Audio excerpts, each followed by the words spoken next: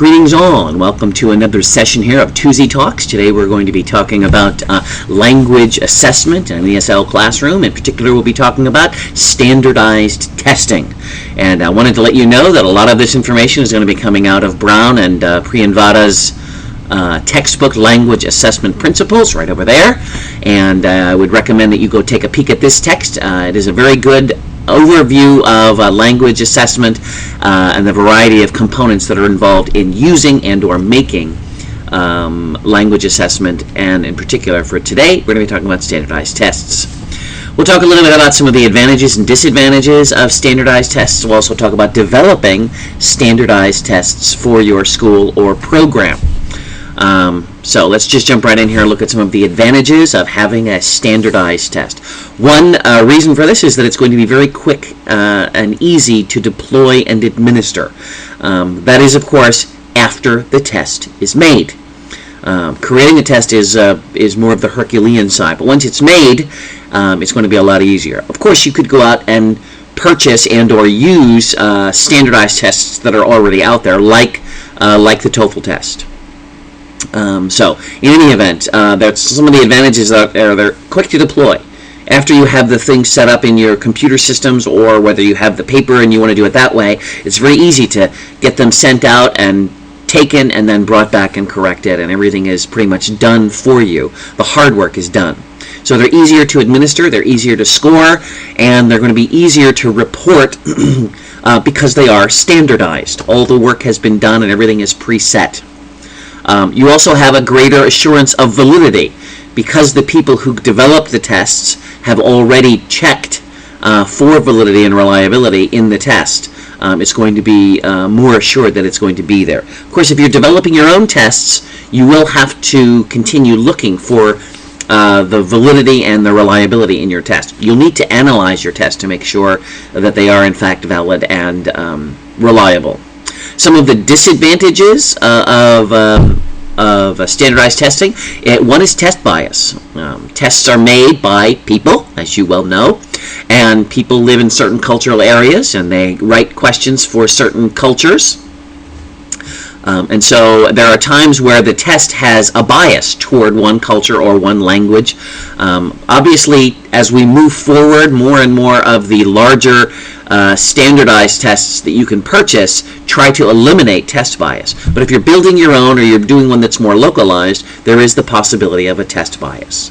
This is also what they would call indirect testing. You are testing for some things that they'll be able to evaluate in a test, like grammar or possibly writing skills. Writing components that belong in a standardized test. But there are some things that they're not going to be able to accurately test because it is a standardized test.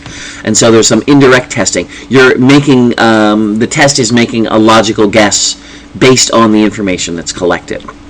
Another disadvantage is that tests like these give a false sense of authority. Basically what they're talking about in the text is that the test becomes the authority. It decides whether a student passes or fails or can succeed or not succeed, and that's not necessarily the case. I have seen over and over again where students will pass, for example, they will pass the TOEFL, they'll fail the TOEFL or they'll fail the Michigan test, and yet they're great communicators. They become translators, at least those are the ones I've met. They were translators for people who came to overseas, and they could do but they couldn't pass the test. So it is a full sense of authority in that sense, because it is requiring a certain skill set that may not be necessary for all the jobs that someone can do. Finally, these tests can be used inappropriately. Someone is taking a placement test, but the test is not a placement test. It's a proficiency test, or it's an achievement test, and so the test is being used inappropriately for its intended purpose. You want to make sure that you are using the correct test for the use that you want to have for it. So those are some of the disadvantages. All right. Now, just imagine that you want to develop a test for your program. You want to develop your own placement test or your own diagnostic test or your own achievement test, proficiency tests. You can sit down and do that. This is the harder end of having a standardized test. Right? The easier one is to have some guy out there go and make you the test. Right? You go out and do the TOEFL test, or you go out and do the Michigan proficiency test, which is no longer. But you could use one of theirs, or you can build your own. You're going to probably want to have a small group of people who can work together with you in developing the test. There are a number of things that you're going to want to have to do. You're going to have to obviously determine the purpose and the objectives of your test. Why are you doing this? For what reason? What are the specific objectives? And when I say objectives of the test, I'm talking about the macro objectives, the larger reasons, to prepare someone for academic life, or to ensure that someone has achieved a certain level of speaking, reading, writing, listening abilities, down to the micro level things. What speaking skills do they have? What writing skills do they have? How well do they deal in the social discourse in a given context? Okay, so there are a lot of objectives that you're going to be able to want to define as you're developing whatever the test is. Now, bear in mind, you're developing a standardized test. You can develop a proficiency test, which can test everything. You can develop a test for a specific area, for only speaking, for only writing. Now, obviously, when I say only speaking, listening has to be involved. And I'm saying only writing, reading has to be involved. I mean, I understand that there are components that need to go here, but you can create tests that focus on, emphasize one of the four skills or one of the two databases that are that students are going to have to master. So, purpose and objectives. You're going to need to design test specifications. And what they mean by that is you're going to have to develop and define all of the specifications that are involved in the test. What types of questions will you be making? What does that test question look like? For example, you're going to be making a multiple choice test, test questions. What type of multiple choice questions are you going to have? Are you going to have one with 3 distractions, or 4 distractions, or 5 distractions? Is there only going to be one possible answer, or are there going to be 2 possible answers? You need to define exactly how that question format is supposed to look, so that when people begin building questions, they can build it according to that specification. Am I making sense? Third, you need to design, select, and arrange the tasks or the items. Okay, so you need to start building questions and put them in the locations that you want them. So, for example, in the old Michigan test, they had 3 sections. They had a listening, a grammar, and a reading vocab sections. And they were separated. The old TOEFL test had 3 sections. And they were designed so that you had your basic listening skills, and then your intermediate listening skills, and then your advanced listening skills. And then they went on to the next section. But everything was set up that way. However you design your test, okay, whether it's just a listening test or it's just a speaking test, you need to design it, set it up the way that you want it. You need to select the questions, put them into those grids, and then you need to arrange them into the order that you want them. If you are making a test question bank, okay, a test question bank is a place where you can put all of your questions. And so you can put all the questions in there, and you can define what those questions, not only the actual questions, but what are they testing? Okay, what section do they belong in? And then you can, after you have all this information put into the bank, you can then pull out questions as needed. Okay, so just for example, if you're doing a vocabulary section, and you've got the top 3,000 words, top 3,000 high-frequency vocabulary words in your test bank, you can then pull out, 15 or how many ever you want from a given area of those vocabulary questions and place them on your test. Okay, the questions have already been made because you made them earlier. Okay, but you can pull them out and put them on the test. And in this way, you're not having to arrange it every time. You're just pulling things out of the question bank and plopping them onto a digital test, which you can print out or do online. In addition to having these items and then putting them on the test, you also need to evaluate these test items. Now, let's just say you've got 6,000 questions. Variety of different types, listening questions or speaking questions, writing questions, vocab questions, grammar questions, skills questions. Regardless of what they are, they need to be evaluated. They need to be tested by other people. They need to be given to native speakers. They need to be given to a variety of ESL, EFL students so that you can verify the test question is a valid question. It's actually testing what it's supposed to, and it's reliable. I get consistent answers with a certain body of people over and over. I have made questions and given them to native speakers, and they failed. There's something wrong with that question. I need to revise it. That's why you want to evaluate the test items. This is something you'll do ongoing as you're trying to hone and strengthen the test questions that you have. You want to have high validity and high reliability when you begin using these test questions in some type of standardized test, right? Number 5, you want to determine some of the scoring and reporting procedures. How do you score these? Do you collect all the paperwork and manually check them and then manually give out things? Or things done digitally? How many people are allowed to control them? Whatever those procedures are that you're going to have in place so that those materials can be collected and checked, and then reports can be sent out in a timely and secure fashion. Lastly, you're going to want to maintain ongoing construct validation procedures. As I said before, you want to constantly test these items to make sure that they have construct validity, content validity, face validity, and reliability. And you'll do this by testing the scores that you get from a test against each other to see how reliable and how valid the test questions are. Those procedures, we're not going to go into detail here, but there are procedures available for you. You can check online to find out how you can find out item differences, item frequencies, reliability of these items. You can also do set up procedures where you can interview the people who took the tests. Find out, interview every 5th or 100th person to say, what was good, what was bad. Sit down with them with the test. What was good, what was bad, what didn't you understand, why didn't you understand, and you'll be able to learn more about those things as well. So developing a standardized test is a huge process. It's a great way to learn about how to build tests. It's a great way to ensure that the tests you have are reliable and valid, and they're yours. They're not owned by somebody else. Again, you create a standardized test for your school, and you no longer have to pay or have your students pay to go get some standardized test that's run by some public entity.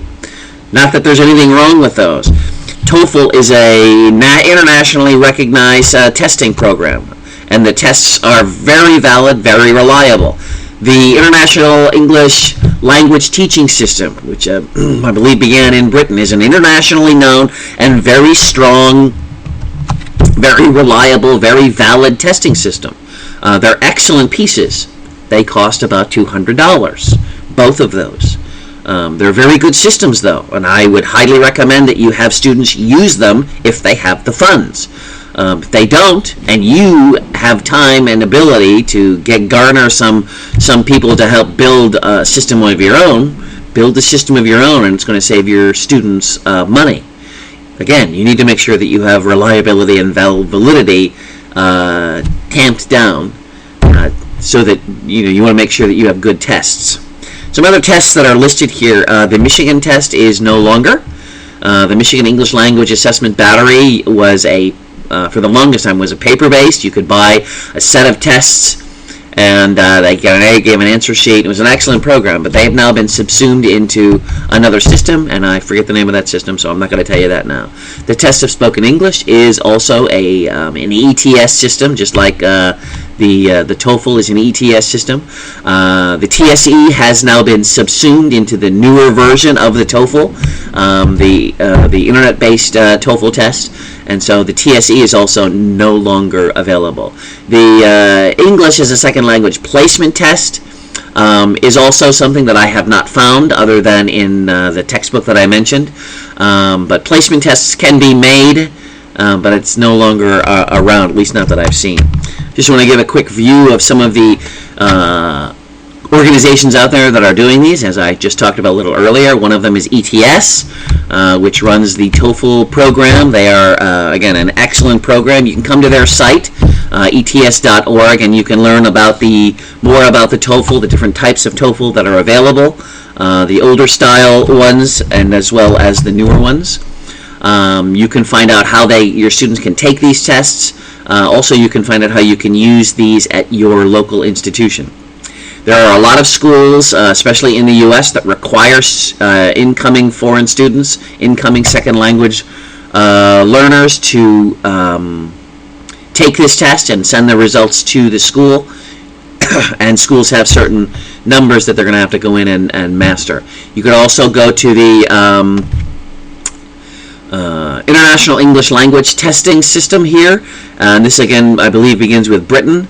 And these tests are also internationally known, very much like the TOEFL. They're an excellent system. It's similar in the breakdown. They do speaking, listening, reading, writing, grammar and vocabulary. They hit all the areas just like the TOEFL does.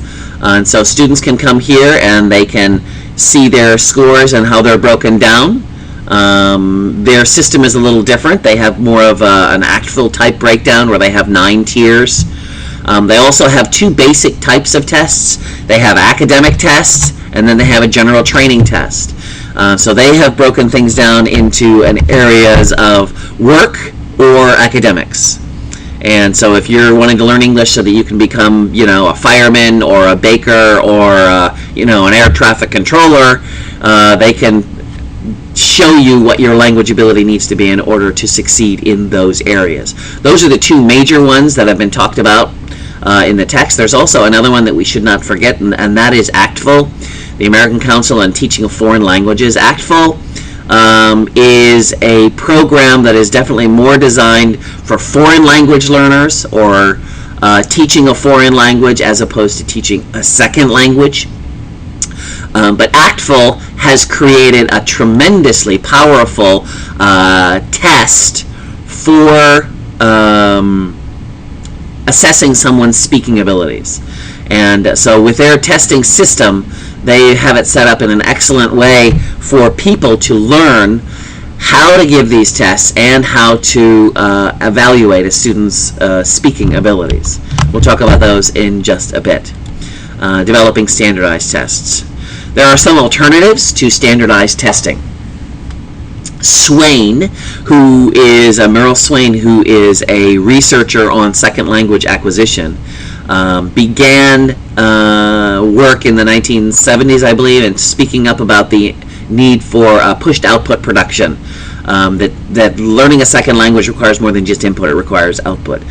So Swain has suggested a 3-tiered approach to language proficiency assessment. These include assessing grammar, discourse, and sociolinguistics using 3 separate tests. So this is very atypical and also, in my opinion, a very good way of developing a more robust, a richer description of someone's language proficiency. Swain talks about using assessments to assess, for example, grammar assessment. That would be your standard paper test type of thing, and this is where you're going to get some reading as well as vocabulary, but the main emphasis is going to be on the grammar. Discourse can be involved in reading, or it can be involved in the speaking aspect. So that's a different type of test. And the third one is sociolinguistics, right? How one survives and interacts in a social environment. So this is going to require more communication and interaction. Having 3 tests which allow you to have different views of that language learner and gives you a richer description of their language ability. An excellent way to evaluate someone. 3 different tests, and again, they're multiple choice, oral, and written. As I mentioned earlier, the ACTFL Proficiency Assessment System is a more holistic approach. It describes 4 levels: superior, advanced, intermediate, and novice. And each of these speaking levels includes measured characteristics that separate them on each different one. Again, that's this little picture that you see right here. See if I can zoom into that a little bit. That's what this one is right here. And you can see how they begin at the novice level and then move into superior, and the amount of information that's required in order to see that. ACTFL has become renowned in their assessment of language learners, especially in speaking. They have now branched out into other areas, but their primary claim to fame is their tests for speaking. And it's basically an interview. You go in with the student and you will sit down and you will have an ACTFL interview. If you want to learn to do that type of assessment, you can become an ACTFL rater, an ACTFL tester. It is a prolonged process. You have to complete a training regimen. You have to complete some practice interviews with real students, and then after you take those tests, they have to be sent into ACTFL. They need to assess your abilities before they give you the green card, before they give you the, okay, you're an official tester. So they're very good, but it's very difficult to get in because you have all the extra work to do, and it's difficult to maintain. If you don't maintain your assessments as you go, you can lose your assessment. But as I said, they are far and away the best developed, especially for oral testing, interviews.